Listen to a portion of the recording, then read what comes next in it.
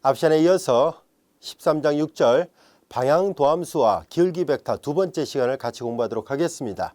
이 절에서 공부하려고 하는 내용들은 바로 방향도함수의 최대값과 최소값은 어떤 경우에 나타난지를 알아보고요.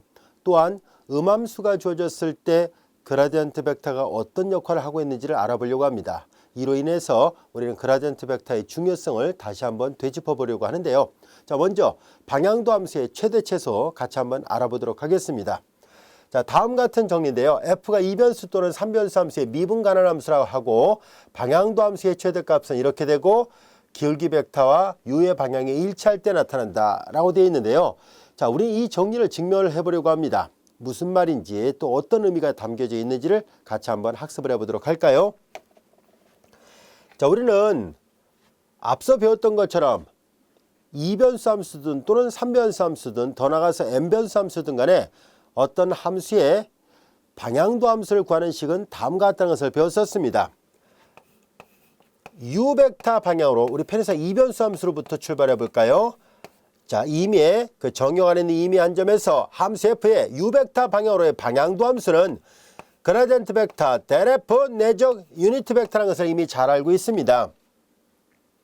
자, 그런데 우리는 앞에서 뭘 배웠었냐면 두 벡터의 내적을 약속할 때 우리는 내적의 정의를 잘 알고 있죠. 두 개의 벡터의 내적은 앞에 벡터의 크기와 뒤에 있는 벡터의 크기, 두 개의 벡터의 곱에다가 사이각의 코사인을 곱한 것과 같다는 것을 배웠었습니다. 즉 A 벡터와 B 벡터의 내적은 A 벡터의 크기와 B 벡터의 크기와 사이각의 코사인이죠. 이 세타는 A 벡터 이렇게 있고 B 벡터 이렇게 있을 때 두 개의 벡터 이루는 사이각을 나타내고 있습니다.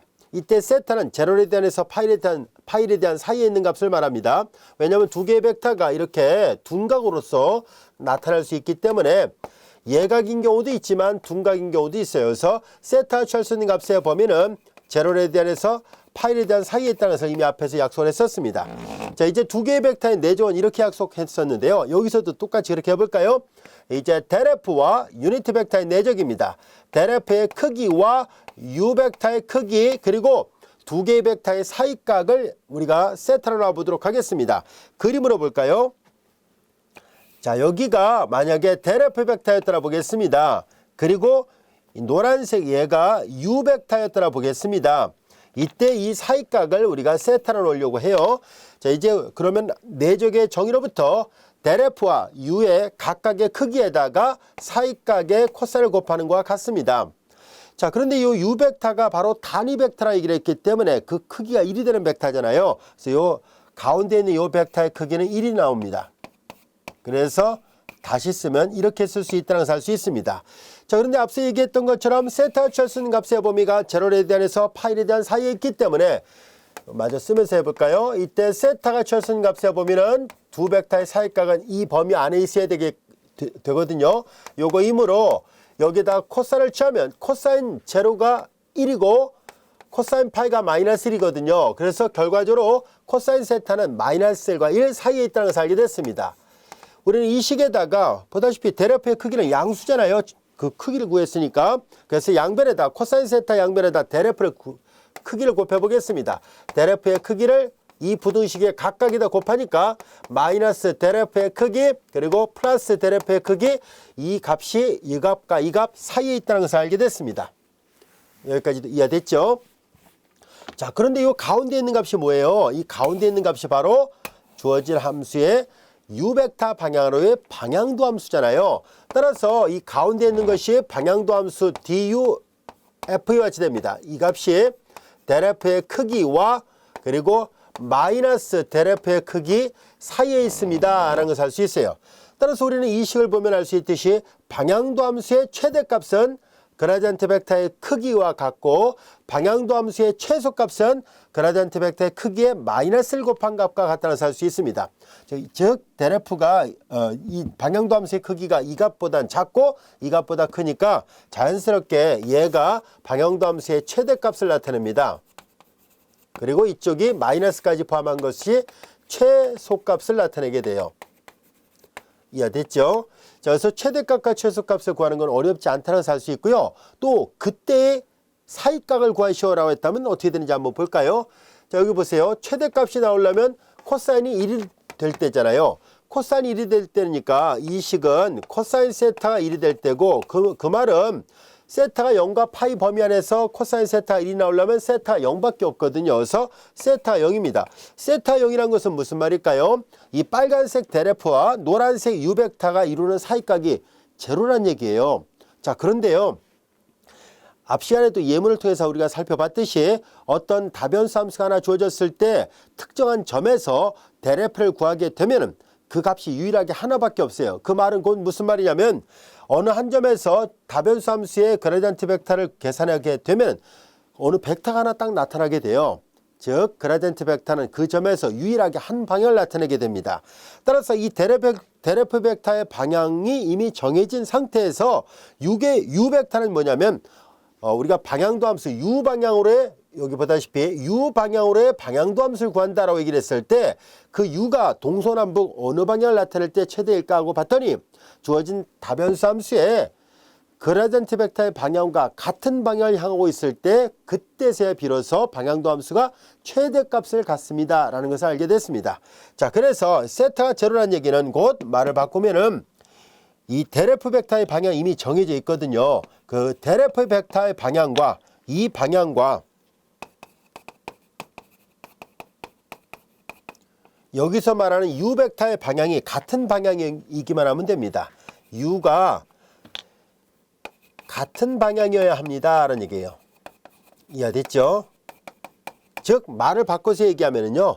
곧 방향도 함수가 언제 최대가 됩니까 했더니만 데레프 벡터의 방향일 때, 즉 데레프 자체 그 방향일 때가 방향도 함수 값이 최대가 나오는 방향이고요. 그때의 값의 크기는 바로 그라디언트 벡터의 크기와 같다는 뜻이에요. 이해됐죠? 자, 같은 논리로 최소값을 갖는 경우는 코사인 세타가 마이너스 1이 될 텐데요. 그것은 곧 여러분들이 알다시피 코사인 세타가 마이너스 1이 되는 값은 세타가 파이에 대한 때예요. 세타가 파이라는 얘기는 무슨 말일까요? 이미 데레프의 방향은 정해져 있다라고 얘기를 했었으니까 파이라는 얘기는 사이각이 파이라는 얘기는 이 U벡터가 반대 방향을 향하고 있을 때를 말한다는 것을 알 수 있습니다. U벡터의 방향이 이렇게 반대 방향을 향하고 있을 때 그때서야 비로소 데레프의 크기가 그라디언트 벡터의 그 방향하고 반대 방향일 때가 방향도 함수의 값이 최소가 나오는 방향이에요. 아시겠죠? 그래서 데레프의 방향하고 여기다 말로 또 써볼까요? 데레프 방향과 반대 방향이란 얘기죠. U의 방향이 U가 서로 반대 방향일 때입니다. 자, 이제 그래서 데레프는 항상 문제에서 주어지는 점만 주어지면 그 함수하고 점만 주어지면 데레프의 방향이 뭐 동쪽, 서쪽, 남쪽 이렇게 정해져 있어요. 그런데 U를 어느 쪽으로 잡을 것이냐에 따라서 그 방향 도함수 값이 약간씩 차이가 있는 거거든요. 이때 데레프 방향이 만약 이쪽 방향이라 얘기를 할게요. 근데 U 방향 이쪽 잡으면은 이 각이 생기잖아요. 그러면 최대값보다 좀 작은 값이 어딘가 나올 텐데요. U 벡터의 방향을 데레프 방향과 같은 방향으로 딱 잡는 순간에 바로 방향도 함수 값이 최대가 나온다는 뜻이고요. 그 다음에 U 벡터의 방향이 이쪽일 때 우리는 데레프 벡터의 방향이 이쪽일 때 U 벡터를 반대 방향으로 잡게 되면은 바로 그 점에서 방향 미분계수 값이 제일 적게 나온다는 뜻이에요. 아시겠죠? 그래서 우리는 이 간단한 부등식 관계를 해석해 보면 이런 말이구나 라는 것을 알게 됐습니다. 결론은 이제 보다시피 이 기울기 벡터가 갖고 있는 기하학적인 특징이에요. 이 기울기 벡터의 방향이 곧 방향도 함수의 최대값을 얻게 하는 방향이라는 것을 알게 됐습니다. 잘 기억해 두세요. 그리고 그때의 값의 크기는 그라디언트의 크기와도 같다는 것도 알게 됐습니다. 자, 간단한 예문을 하나 살펴보도록 할까요? 지금 다 증명했고요. 자, 예제 6번 보겠습니다. 이변수 함수가 하나 주어져 있을 때 한 점에서 이 점 방향으로, 이 점에서 이 점 방향으로 이 한 점에서의 변화율을 구하시라는 얘기예요. F의 변화율을 구해보세요라는 얘기예요. F의 변화를 구하라는 얘기는 곧 방향 미분계수 값을 구해보라는 얘기입니다. 왜냐하면 방향도 함수도 특정 방향으로의 두 점을 지난 직선의 기울기의 극한값이거든요. 그래서 결과적으로 말은 이렇게 표시했습니다만 결과적으로 방향도 함수를 구해보세요라는 얘기하고도 같은 말입니다. 따라서 우리는 U 벡터를 찾아야 되죠. 점 P에서 점 Q 방향으로 가는 벡터의 단위 벡터를 찾도록 하겠습니다. P에서 Q 방향으로 오는 벡터를 생각합니다. 자, 이제 우리는 위치 벡터의 차로 표시가 가능하죠. 모든 위치 벡터는 종점의 좌표로 표시한다라고 얘기를 썼으니까 OQ 마이너스 OP 벡터를 이용해서 그 PQ 벡터의 성분을 찾도록 하죠. OQ 벡터는 저 Q점의 좌표예요. 그래서 성분을 표시하니까 2분의 1,2에서 그리고 OP 벡터의 성분은 2,0입니다. 그래서 2,0을 빼도록 하죠. 자, 이제 그러면 벡터를 계산해 봅니다. 2,0이에요. 자, 이제 2분에서 2 빼니까 2분의 4죠. 마이너스 2분의 3, 2에서 0 빼니까 2가 나왔습니다. 여기까지도 이해됐죠? 자, 이제 우리는 PQ 벡터의 크기를 계산해 보도록 하죠. PQ 벡터의 크기는 각각의 성분의 제곱의 합의 루트예요. 4분의 9 플러스 4가 됐습니다. 루트, 이건 4분의 4, 4, 16. 4분의 16에다 9를 더하니까는 4분의 25. 이와 같이 됐고요. 루트를 씌워놨으니까 2분의 5라는 것을 알게 됐습니다. PQ 벡터의 크기가 1이 아니라서 단위 벡터 아닙니다. 그러면 우리는 단위 벡터를 만들어야 되겠죠. 자신의 크기를 나눠버리면 돼요. 그래서 우리는 PQ 벡터의 크기로 자, 이제 PQ 벡터 방향을 자신의 크기로 나눠버렸습니다. 얘가 2분의 5니까 역술취하니까 5분의 2가 되겠죠. 그리고 PQ 벡터의 성분은 마이너스 2분의 3,2가 됐습니다. 여기까지가 됐죠. 자, 이제 U 벡터를 구했고요. 얘를 일식이라 놓겠습니다. 이제 델F를 구하도록 하겠습니다. 이제 델F의 방향은 F를 X에 대해서 표현한 것이 제1성분, F를 Y에 대해서 표현한 것이 제2성분입니다. F를 X에 대해서 표현하니까 X2의 Y성을 X에 대해서 표현하면 2의 Y성, Y에 대해서 표현하면 X2의 Y성이 나옵니다. 자, 이제 이 식에다가 점의 좌표 2,0에서 계산하라고 얘기를 썼으니까 델F 2,0을 대입하도록 하겠습니다. X 대신 2, Y 대신 0을 대입하면 2형성 1, X 대신 2형성 1이고 2가 나왔네요. 자, 이와 같이 됐습니다.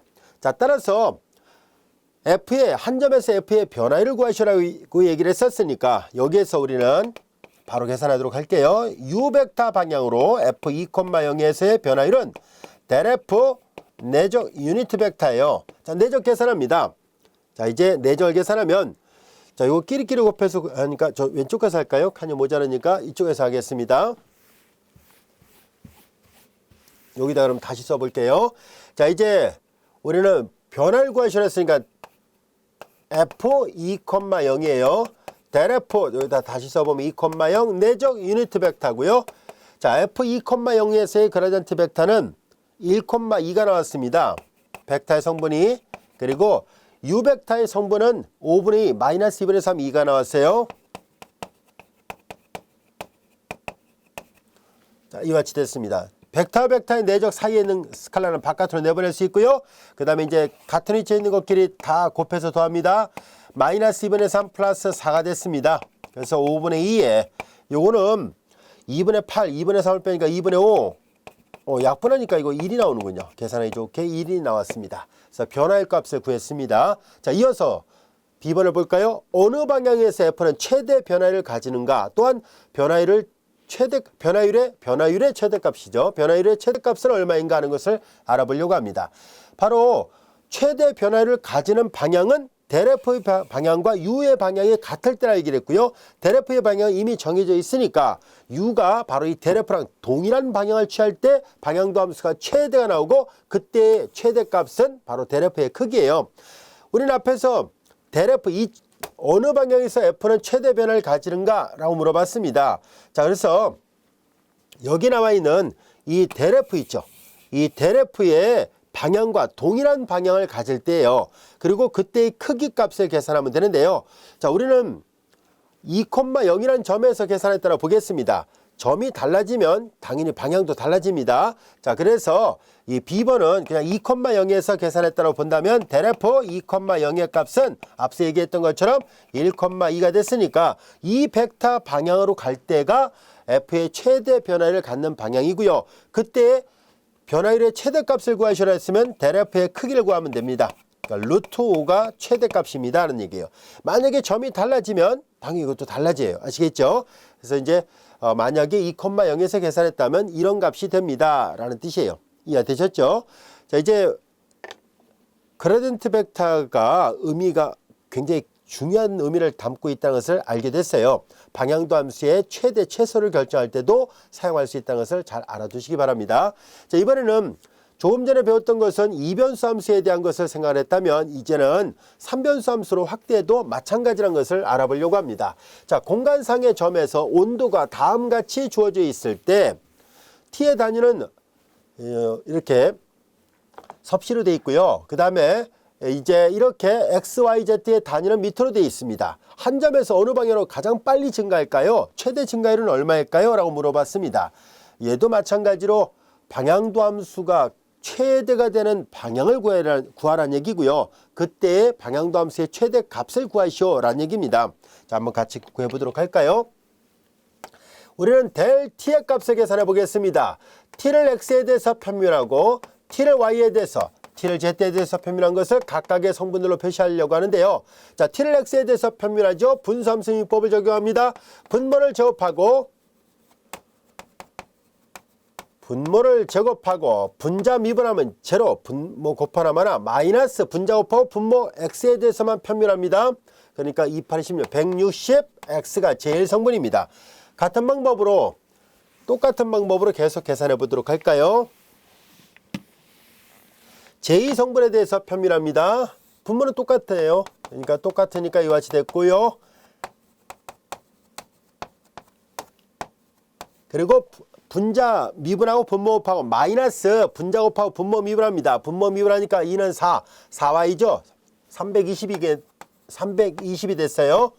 자, 그 다음에 역시 마찬가지로 여기서도 분모는 똑같습니다. 1 플러스 x의 제곱 플러스 2y의 제곱 플러스 3z의 제곱의 전체 제곱분의 분자 미분하고 분모 곱하고 마이너스 분자 곱하고 분모 미분하니까 6z가 됐죠. 480z가 됐습니다. 여기까지도 이해됐죠? 자, 이제 여기에서 이 점의 값을 대입합니다. 델 t 1, 1, 마이너스 1을 대입하니까 요거 다 대입을 해봅니다. 1, 2가 되고요. 2는 4, 3, 12가 됐어요. 12, 16이군요. 16의 제곱이거든요. 16, 256이군요. 자, 이제 여기 256 이렇게 됐어요. 자, 그리고 여기는 마이너스 160, 256에 마이너스 320, 256에 마이너스 플러스가 되겠네요. 여기 480에 2배를 해버렸으니까 16, 960이군요. 960 이와 같이 됐습니다. 여기까지 됐죠? 자, 그런데 얘네들은 잘 들여다보면 공통항이 있네요. 256분의 160이 공통항입니다. 마이너스 160 뽑아내도 되는데 그냥 플러스 160만 뽑아서 생각해 보도록 할게요. 여기 마이너스 1이 되고 이거 마이너스 2배가 되겠죠. 자, 그 다음에 여기다가 6배를 하면 되죠. 6일은 6, 6, 30이니까 여기는 그냥 6 이렇게 하면 되겠네요. 자, 요거 약분되죠. 요거 약분되니까는 요거는 약분하면은 8분의 5가 되겠군요. 그래서 마이너스 1, 마이너스 2, 6이 나왔습니다. 자, 이제 벡터의 스칼라별을 다 해볼까요? 그럼 마이너스 8분의 5, 마이너스 약분하지 말고 그냥 똑같이 할게요. 8분의 10, 그리고 8분의 5, 6이 30 이렇게 됐어요. 즉, 요 벡터 방향일 때가 가장 빨리 증가하는 방향입니다. 라는 뜻이에요. 아시겠죠? 그리고 최대 증가율이라는 얘기는 바로 방향도 함수의 최대값을 구해보세요 라는 얘기예요. 이 방향으로 갈 때 가장 빠르게 증가한다는 것을 알 수 있고요. 그때의 값은 델 t의 크기를 계산하면 됩니다. 자, 이제 그러면 이걸로 계산할게요. 바깥에 있는 상수가 음수면 절대값 붙이면 되고요. 양수면 그냥 씁니다. 그리고 여기 이제 루트 각각의 성분의 제곱의 합입니다. 그래서 41, 루트 41이군요. 8분의 5 루트 41. 이것이 바로 이 온도가 주어졌을 때 요 방향으로 갈 때가 가장 빠르게 온도가 증가하면서 얼마만큼 증가했을까요? 그랬을 때 가장 최대값이 이만큼 증가합니다. 라는 뜻이에요. 문제 때 이해됐죠? 그래서 방향도 함수의 최소를 구하는 문제 어렵지 않습니다. 자, 이번에는 아주 중요한 개념을 하나 또 학습을 해보려고 합니다. 바로 등위 곡선에 대한 저평면을 구하는 문제를 알아보려고 하는데요. 자, 이 그림을 보면 알 수 있듯이 우리는 어떤 곡면이 음함수 형태로 되어 있다라고 가정을 하고 문제를 풀어보도록 하겠습니다. 이 곡면 S가 공간 곡면인데 XYZ 이퀄 K 이퀄 이거 상수예요.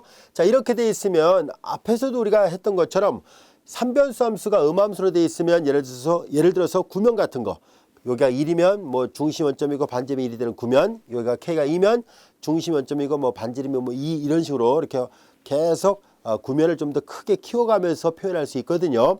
그래서 우리는 음함수로 되어 있다고 가정하겠습니다. 곡면 S가 fxyz 이퀄 K꼴로 되어 있다고 가정을 해볼까요? 자, 이제 이것이라 할 때 우리는 여기에서 이 그림을 잘 볼까요? 곡면 위에 노란색을 해볼게요. 곡면 위에 어떤 커브가 하나 있습니다. 곡면 위에 커브가 하나 있고요. 이 곡선 C를 하나 생각해 보려고 합니다. 자, 이제 곡면 위에 놓이는 어떤 곡선 C를 표시하는데요. 이 곡면, 우리 앞에서 벡터 표현 방법 다 배웠었죠. RT를 이용해서 이 곡면 상에 놓이는 곡선 C를 표현할 수 있다라고 가정해 보겠습니다. 자, 이제 곡면 위에 놓이는 곡선 C가 이렇게 벡터 함수로 RT로 표현됐다고 가정했을 때 우리는 얘네들은 곧 여러분들이 잘 알다시피 제1성분이 X로, 제2성분이 Y로, 제3성분이 Z로 표현됐다고 가정해 보겠습니다. 근데 이 곡선은 곡면의 방정식 위에 있잖아요. 당연히 곡면의 방정식을 만족해야 됩니다.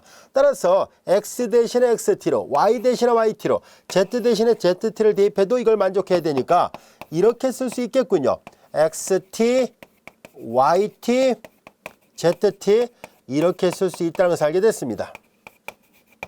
만약에 이 곡면을 표시하는 이 함수 F도 연속인 편도함수를 갖고 있고 이 RT도 마찬가지로 각각의 성분에 대해서 미분이 가능하다라고 가정해 보겠습니다. 그렇다면 우리는 이 함수를 미분할 수 있는데요. 잘 보면 알 수 있듯이 합성되어 있다는 것을 알 수 있습니다. 왜냐하면 F는 전체가 XYZ로 되어 있습니다. 이렇게 트리 구조를 만들어 볼게요. F는 XYZ로 되어 있는데 X도 T로, Y도 T로, Z도 T로 되어 있으니까 이 식에다가 앞서 배웠던, 앞전에서 공부했던 연쇄법칙을 적용해 보도록 하겠습니다. 연쇄법칙을 적용해서 어떤 모양이 나오는지 한번 살펴보려고 해요. 자, 이제 연쇄법칙 한번 적용해 볼까요? F는 전체적으로 봤을 때 T에 관한 일변수 함수 형태로 보이죠? 따라서 dfdt라고 쓸 수 있고요. 자, dfdt를 계산합니다. 전체를 첫 번째 변수에 대해서 편미분합니다. 전체를 x에 대해서 편미분하고 x를 t에 대해서 미분합니다. dx dt 이렇게 됐네요. 마찬가지로 전체를 두 번째 변수 y에 대해서 편미분하고 두 번째 변수 y에 대해서 편미분하고 y를 t에 대해서 미분해야 되죠. dy dt가 됐습니다. 전체 함수를 세 번째 변수에 대해서 편미분하고 세 번째 변수를 t에 대해서 미분했습니다. 여기까지도 이해됐죠? 자, 그런데 얘네들을 잘 들여다보면은요, 좌변은 우변과 같다 했으니까 우변이 상수잖아요. 상수를 t에 대해서 미분해봤자 당연히 제로죠. 그 얘네들을 보면 끼리끼리 곱해서 다 더해서 0인꼴이 나왔으니까 이 식을 우리가 첨자를 써서 표시할게요. fx, fy, fz 이렇게 표시하고 그 다음에 내적으로 표시해 보도록 하겠습니다. dx dt니까 x 프라임 t 이렇게 프라임으로 표시할게요. y 프라임 t 그리고 z 프라임 t로 표시한다면은 이것이 이퀄 제로란 얘기네요. 근데 이것은 앞시간에 우리가 배웠던 것처럼 각각의 성분을 x, y, z에 대해서 편미분한 것을 성분을 갖는 벡터 함수이기 때문에 얘네들은 그라디언트 벡터로 표시할 수 있다는 것을 알 수 있죠. 얘네들을 이렇게 그라디언트 벡터로 표시할 것이고 x 프라임, y 프라임, z 프라임은 여기 보다시피 x, y, z를 rt로 표시했었는데 이 말은 뭐예요? 그냥 벡터 함수에 대한 도함수 편에서 우리가 배웠던 것처럼 r 프라임 t구나 라는 것을 알 수 있습니다.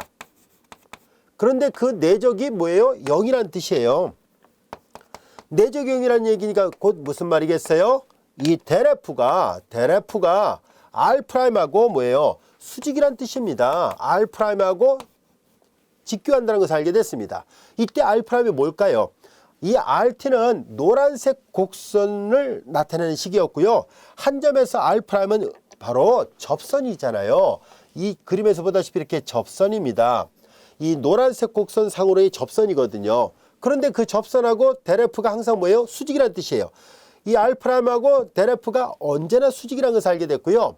자, 보다시피 그림상으로 다음 같은 수직인 벡터를 하나 표시해 보도록 하겠습니다. 자, 이제 이렇게 델F 벡터, 물론 수직이 되는 것이 빨간색 직선하고 수직이 되는 게 여러분들 볼 때 위에도 있지만 아래도 있거든요. 하지만 우리 그리고 또 옆으로 갈 수도 있어요. 그렇죠? 이렇게 옆으로 갈 수도 있는데요. 기하학적으로 다음 같은 뜻을 담고 있습니다. 우리는 여기서 이 파란색은요. 보다시피 이 기하학적으로 곡면 안쪽에서 바깥쪽으로 가는 벡터를 선택해서 잡기로 약속을 하고요. 그 다음에 이제 이 R'T를 만들 때 이 노란색 곡선을 지금 하나만 그려놨지만 사실상 점P를 지나는 무수히 많은 곡선들을 다 지칭할 수 있어요. 이렇게 이런 식으로. 그러니까 이런 식으로 했을 때 그 어떤 벡터랑 다 계산해도 마찬가지예요. 이 벡터, 이 벡터, 이 벡터, 이 벡터 이쪽으로 가는 접선 벡터 그 어떤 이 접선 벡터가 R'T인데요. 어떤 방향의 접선 벡터를 계산하더라도 얘가 항상 얘랑 수직이라는 것을 말해줍니다. 따라서 음함수가 주어졌을 때 F 이퀄 상수꼴인 음함수가 주어졌을 때 그 음함수의 그라디언트 벡터가 갖고 있는 기하학적인 특징이 뭔가 하고 봤더니 곡면 위에 놓이는 한 점 P를 지나는 무수히 많은 곡선들에 접하는 접선하고 항상 수직이더라는 얘기예요. 자, 그렇다면 우리는 앞에서 저평면을 공부한 적이 있었죠. 바로 그거예요. 뭐냐면 여기 그림사로 보면 여기 지금 흐릿하게 보는 평면이 하나 보이죠.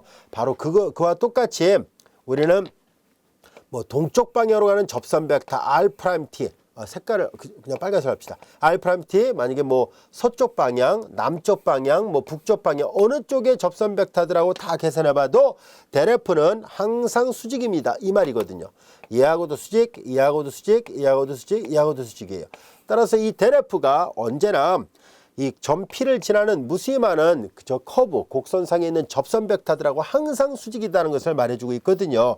자, 그러다 보니까 음함수가 주어졌을 때 그라디언트 벡터는 언제나 이제 앞으로 저평면이라 얘기를 할 거예요. 앞에서도 배웠던 것처럼 이 탄젠트 플레인에 수직이 되는 법선 벡터를 나타내고 있다라는 것을 알게 됐습니다. 자, 그럼 우리는 앞에서 우리가 다 배웠었죠. 이 접선 벡터를 알고 법선 벡터를 알고 있으니까 얘가 일종의 저평면에 수직이 되는 법선 벡터예요. 법선 벡터를 알고 있으니까 이 저평면의 방정식을 표시하는 방법은 우리가 잘 알다시피 다음같이 표현할 수 있습니다. 법선 벡터의 성분 델F죠. 그러니까 F를 X에 대해서 편밀하고 점 P를 대입한 값이 있겠죠. 그 점의 좌표가 만약에 X0, Y0, Z0였다면 X-X0 마찬가지로 F를 Y에 대해서 편밀합니다. 그리고 그 한 점의 좌표가 만약에 요 점이 X0, Y0, Z0였다면 이 점을 대입합니다. X0, Y0, Z0 그리고 Y-Y0 우리는 앞 단원에서 저평면의 방정식을 구하는 공식을 다 배웠거든요. 그래서 앞에서 배웠던 공식을 그대로 대입하려고 합니다. X0, Y0, Z0, Z-Z0 이퀄 0 이렇게 돼요. 됐죠? 이퀄 0로 표시한 것은 여기 앞에서 봤던 것처럼 평면의 방정식 이퀄 0 방정식으로 되어 있습니다. 내적이 제로죠. 자, 그 다음에 이제 우리는 여기에서 이 저평면의 수직으로 관통하는 직선, 이 저평면의 수직으로 관통하는 직선을 우리가 법선이라 얘기를 하죠. 법선은 비례식으로 나옵니다. 이미 잘 알다시피 얘가 바로 저평면을 구하는 식이고요. 법선을 구하시오라고 얘기를 했다면 법선은 비례식으로 표시하면 됩니다. 이걸 그냥 비례식으로 표시할게요. 법선의 방정식은 F 그냥 X로만 쓰겠습니다. 이거 다 써야 되지만 이거 생략하고 그냥 FX X-X0 FY분의 Y-Y0 FZ분의 Z-Z0 이렇게 비례식으로 되어 있습니다. 물론 FX, FI, FZ는 0이 아니라고 가정하도록 하겠습니다. 자, 이렇게 해서 우리는 저평면의 방정식을 표시하는 것도 그리고 법선의 방정식을 표시하는 것도 다 알 수 있는데요. 보다시피 그라디언트 벡터의 성분으로 이들 모두를 다 계산할 수 있다는 것을 알게 됐습니다. 여기까지 되셨죠? 자, 그리고 만약에 음함수로 주어지지 않고 양함수로 주어지면 어떻게 합니까? 하는 문제가 생기죠. 곡면이 만약에 이렇게 음함수로 주어지면 음함수가 주어졌을 때 바로 그라디언트 벡터를 계산하게 되면 그 그라디언트 벡터가 바로 저평면의 수직이 되는 법선 벡터를 나타내 줍니다. 그런데 만약에 곡면 S가 Z는 이퀄 FXY로 주어진다면 어떻게 될까요? 만약에 이렇게 양함수 형태로 주어진다면 얘를 넘겨요. 얘를 넘겨서 공면 S를 다음같이 바꿔놓으세요라는 얘기예요. 저 한쪽으로 넘겨서 f x y z 이퀄 제로꼴 이렇게 놓으면은 바로 이 좌변 노란색 밑줄처럼 이 부분이 여기서 말했던 것처럼 f라고 놓으면 됩니다. 이해됐죠? 자, 그렇게 본다면 여기서 말하는 fx, fy, fz가 조금 달라지겠죠? 자, 이거이므로 f를 x에 대해서 편입을 하는 것은 소문자 fx와 같군요. 왜냐하면 z밖에 없으니까 x에 대해서 편입하면 상수 취급하니까 0이 나오죠. fy는 fy와 같은 말이 될 것이고 fz는 여기 z가 없어요. 얘만 편입하면 마이너스 1 이와 같이 됐습니다. 그래서 우리는 앞서 배웠던 이와 같은 저평면의 방정식과 법선의 방정식은 다음같이 간단히 나타낼 수 있다는 것을 알 수 있습니다. 자, 그래서 이런 경우에 한해서 이렇게 양함수가 주어졌을 때 저평면의 방정식은 fx 대신에 소문자 fx예요. 그리고 x-x0 fi 대신에 fi예요. y-y0 곱하는 거예요. 그리고 fz 대신에 마이너스 1이 들어있습니다. 그래서 마이너스 그리고 z-z0 이퀄 0 이렇게 표시가 가능합니다. 또한 법선의 방정식을 구하는 것도 마찬가지로 법선은 fx분의 x-x0 fy분의 y-y0 그리고 마이너스 1분의 z-z0 이렇게 표현이 가능해요. 아시겠죠? 자, 이렇게 해서 양함수가 주어져 있다 할지라도 음함수에서 계산했던 원리와 마찬가지로 저평면과 법선을 구하는 것이 언제든지 가능합니다. 이해되셨죠? 그러면 이어서 우리 간단한 예제를 하나 살펴보도록 하겠습니다. 이 예문은 음함수가 주어진 상태에서 타원면에 대한 한 점에서의 저평면과 법선의 방정식을 구해보세요라는 얘기입니다. 어려운 문제 아닙니다. 자, 우리는 음함수가 주어졌을 때 저평면과 법선의 방정식을 구하려면 f를 찾아야 되죠. fxyz 이퀄 자, 이제 4분의 x의 제곱 플러스 y의 제곱 플러스 9분의 z의 제곱. 여기 우변에 아까 k가 있었잖아요. 앞에 여기다 썼다 지웠었는데요. 이 k가 3이라고 보면 되니까 이 f를 이 좌변만 봐도 충분합니다. 자, 이제 우리는 f를 이것이라 하겠습니다. 우리는 f를 x에 대해서 편밀하면은 2 내려와서 약분하니까 2분의 x가 될 것이고 f를 y에 대해서 편밀을 하면은 2y가 됐죠. 그리고 f를 z에 대해서 편밀하면 9분의 2z가 됐습니다. 자, 이와 같이 됐으므로 여기다가 이 점의 좌표를 다 대입합니다. 이제 마이너스 2, 1, 마이너스 3에서 하나하나 값을 다 대입하니까 fx는 x 대신에 마이너스 1을 대입하니까 마이너스 1, fy는 y 대신에 2를 대입합니다. 마이너스 2, 1, 마이너스 3을 대입하라 썼으니까 2가 될 것이고 fz를 계산해 보니까 z 대신에 마이너스 3을 대입하면 약분하니까 마이너스 3분의 2가 됐습니다. 따라서 저평면의 방정식은 그 공식에다 바로 대입하면 돼요. 저평면의 방정식을 계산해 보니까 마이너스 1 x 마이너스 플러스 2가 될 것이고 fi y 마이너스 지나는 점의 좌표 그리고 마이너스 3분의 2에 z 마이너스 지나는 점의 좌표인데 마이너스 3이니까 플러스 3 이퀄 0 이렇게 쓰면 됩니다. 여기까지 이해됐죠? 자, 그 다음에 이제 법선의 방정식을 계산해야 되죠. 자, 이제 법선도 계산해 보면 법선은 비례식으로 놓으면 됩니다. 법선은 자, 이 식을 다 비례식으로 놓으면 되니까 마이너스 1분의 x 플러스 2 그리고 2분의 y 마이너스 1 그리고 마이너스 3분의 2에 z 플러스 3 이렇게 됩니다. 어렵지 않죠? 자, 이것을 그림으로 직접 관찰해 보면 다음 같은 모양으로 나옵니다. 바로 여기 나와 있는 이 타원면이 공간에 있을 때 한 점에서 접하는 저평면이 이거였고요. 그리고 저평면을 수직으로 관통하는 직선이 법선이었는데요. 법선이 이겁니다 라는 뜻이에요. 여기까지가 됐죠. 자, 이제 우리는 이 절을 마무리하려고 하는데요. 우리는 이 절에서 가장 핵심이 되는 것은 방향도함수라는 말이고요. 또 하나는 바로 이 그라디언트 벡터가 갖고 있는 기하학적인 특징입니다. 우리는 이 시간에 학습을 하면서 뭘 배웠었냐면은 바로 방향도함수가 어느 방향으로 갈 때가 최대일까 하고 봤더니 앞에서 확인해 본 결과 델F의 방향으로 갈 때가 바로 최대가 나온다는 것을 알게 됐고요. 그때 방향도 함수의 최대값은 그라디언트 벡터의 크기와 같다는 것을 알게 됐습니다. 자, 이제 우리는 주어진 함수가 양함수 형태로 주어져 있을 때 z=fxy로 주어졌을 때 그라디언트 벡터의 방향이 바로 방향도 함수가 최대인 방향이라는 것을 알게 됐고요. 그때의 값의 최대값의 크기는 그라디언트 벡터의 크기였었습니다. 자, 그런데 다시 이 그림을 통해서 놓고 보니까 만약에 공면이 음함수로 되어 있을 때 음함수로 주어진 경우에는 그라디언트 벡터가 의미하는 바가 최대 방향을 나타내는 것이 아니라 뭐예요? 그렇죠. 저평면에 수직이 되는 법선 벡터 방향을 나타내잖아요. 왜 그라디언트 벡터가 양함수일 때는 최대가 되는 방향, 음함수일 때는 왜 그 공면의 한 점에서 접하는 저평면에 수직이 되는 법선 벡터 방향을 나타낼까라고 해서 혹시 이게 상충되는 말이 아닐까 싶을 텐데요. 그렇지는 않습니다. 실질적으로 잘 어우러지는 말이라는 것을 알 수 있어요. 왜냐하면 음함수로 주어졌을 때 우리 앞에서 뭘 했었어요?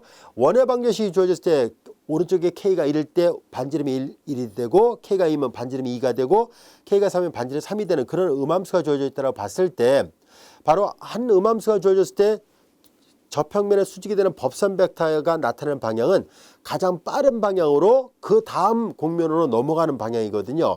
다시 말해서 최대가 되는 방향을 향하는 게 맞다는 것을 말하려고 해요. 이해를 돕기 위해서 우리가 공간 공면이 잘 상상이 안 될 수도 있으니까요. 평면상의 곡선을 가지고 한번 생각해 보도록 하겠습니다. 그래서 우리 교재에도 보면 이렇게 평면상의 곡선이 주어져 있습니다. 자, 이제 얘네들은 뭐냐면은 F 이퀄 상수하면 공간 공면이 될 텐데요. 예를 들어서 F 여기다 이퀄 3 이렇게 하면 앞서 보였던 이 그림처럼 공간상에 이렇게 타원면을 나타내게 되는데요. 만약에 변수가 두 개밖에 없다면 평면상의 어떤 곡선을 나타내게 됩니다. 그래서 fxy = k일 때 이와 같은 것을 레벨 커브라 얘기하는 것을 앞에서도 우리가 확인했었죠. 예, 등위 곡선입니다. 자, 이런 등위 곡선이 주어졌을 때 만약에 한 점 P가 있고요. 이 노란색으로 표시했던 등위 곡선 방향을 향해서 움직인다면요. 이 테두리를 따라서 계속 움직일 때마다 fxy는 항상 일정한 k값을 가져요. 다시 말해서 함수값의 변화율이 없다는 것을 알 수 있습니다. 함수값의 변화율이 없으니까 만약에 이 등위 곡선 방향으로 이 점을 움직인다면은 그때 y값의 변화가 없어요. z값의 변화가 없어요. z = fx에서 z가 고정되어 있으니까 우리는 예를 들어서 이제 독립변수의 변화는 있어도 종속변수의 변화가 없다면 제로가 된다는 얘기잖아요. 그렇죠? 그러니까 변화의 값이 항상 0이에요. 자, 그래서 이 곡선을 따라서 움직일 때는 이 레벨 커브를 따라서 움직일 때는 방향도 함수 값이 무조건 0밖에 나오지 않습니다. 이해되셨죠? 자, 그런데 우리는 앞에서 배웠었죠. 우리는 3변수 함수일 때는 공면에 접하는 저평면에 수직이 되는 법선 벡터를 나타낸다라고 얘기를 했던 것처럼 마찬가지로 레벨 커브 상에 접하는 접선의 수직이 되는 방향을 나타내게 돼요. 그래서 저평면 대신에 이렇게 접선을 나타내게 된 거고요. 그라디언트가 의미하는 바는 이렇게 등위 곡선, 즉 음함수가 주어졌을 때는 바로 이렇게 등위 곡선의 접선의 수직 방향으로 진행한다는 것을 알 수 있습니다. 그러면 양함수일 때는 가장 빠르게 증가한다라고 얘기를 했는데 음함수가 주어지면 그런 말이 전혀 나타나지 않는 거 아닙니까 할지 몰라도요. 그렇지는 않다는 것을 그 옆에 있는 그림을 갖고 설명하도록 할게요. 바로 이렇게 레벨 커브상의 한 점에서 접하는 접선의 수직 방향이 뭘 의미하는가 하고 봤더니 가장 빠르게 증가하는 방향을 나타내는 게 맞다는 것을 말하려고 합니다. 자, 이것은 뭘 나타내는 것이냐면은 등고선 그래프예요. 등고선, 즉 지도를 제작한 거예요. 산이 이렇게 높이 있을 때 평균 해수면으로부터 일정 높이에 있는 것 길이를 이렇게 테두리를 그어서 위에서 아래로 그려서 표시한 것이 이거예요.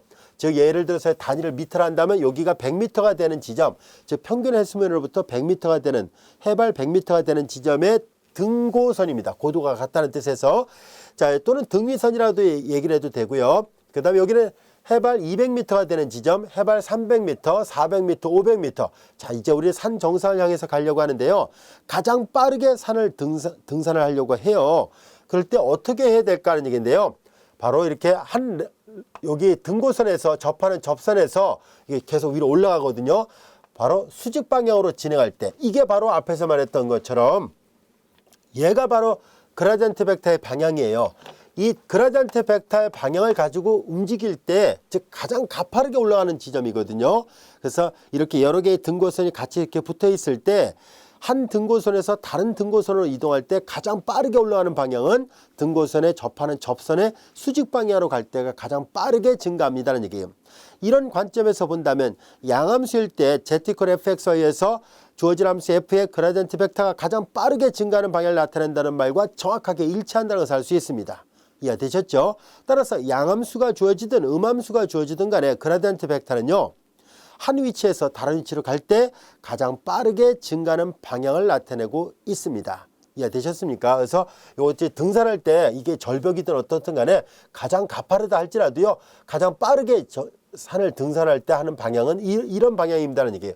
이거 휘어져 있는데 할지 몰라도 이거는 이제 가면서 이렇게 올라간다는 뜻이에요. 아시겠죠? 그래서 우리가 등산을 할 때 가장 빠르게 산 정상에 올라가려면은 한 레벨에서 다른 레벨로 올라갈 때 바로 올라가는, 사선 올라가는 것보다 바로 올라가는 게 더 빠르겠죠. 그렇죠? 바로 그거라고 생각하면 됩니다. 자, 예를 들어서 이제 피라미드 같은 모양으로 우리가 계단 밟고 올라갈 때 사선으로 돌아서 올라가는 것보다 한 계단에서 다음 계단 올라갈 때 가장 빠르게 올라가겠죠. 그런 것을 나타내는 그림이에요. 그래서 한 계단에 이것이 레벨 커브라면 그 위에 있는 레벨 커브로 올라갈 때 바로 접선의 수직 방향으로 한 계단 위를 바로 올라갈 때 그때가 가장 빠르게 한 곡면을 올라가는 또는 한 곡선을 위를 레벨을 올라가는 가장 빠르게 올라가는 그런 방향을 나타내고 있다는 것을 알 수 있습니다. 자, 지금까지 우리는 그라디언트 벡터를 이용해서 방향도 함수의 최대 최소를 살펴봤고요. 그라디언트가 양함수가 주어지든 음함수가 주어지든 결국은 가장 빠른 방향으로 증가하는 방향을 나타내고 있다는 것을 알게 됐습니다. 이 두 가지 사실 잘 기억하고 있어야 돼요. 학교 시험에서도 자주 물어보는 중요한 주제거든요. 자, 다시 한번 짚고 넘어가도록 할까요? 우리는 방향도 함수가 최대가 되는 방향은 그라디언트 벡터의 방향이고요. 최소가 되는 방향은 그라디언트 벡터의 방향과 반대 방향이라는 것. 그리고 최대값은 어떻게 구합니까 하면 그라디언트 벡터의 크기로 구하고 최소값은 그라디언트 벡터의 크기에 마이너스를 붙이면 되고요. 그리고 양함수가 주어졌을 때 결국은 그라디언트는 가장 빠르게 증가하는 방향이었는데요. 음함수가 주어졌을 때는 바로 레벨 커브나 레벨 서피스에 접하는 접선이나 접평면의 수직이 되는 방향을 나타내요. 이게 어떤 의미인가 하고 그림을 통해서 살펴보니까 등고선이 주어졌을 때 한 등고선에서 그 다음 위치의 등고선까지 가장 빠르게 올라가는 방향이 바로 그라디언트 벡터의 방향이었다는 것을 알게 됐고요. 그래서 양함수든 음함수든 간에 그라디언트는 가장 빠르게 증가하는 방향을 나타내게 됩니다. 이해되셨죠? 자, 이것으로 우리 교재 13장 6절 방향도 함수와 기울기 벡터절을 모두 마치도록 하겠습니다.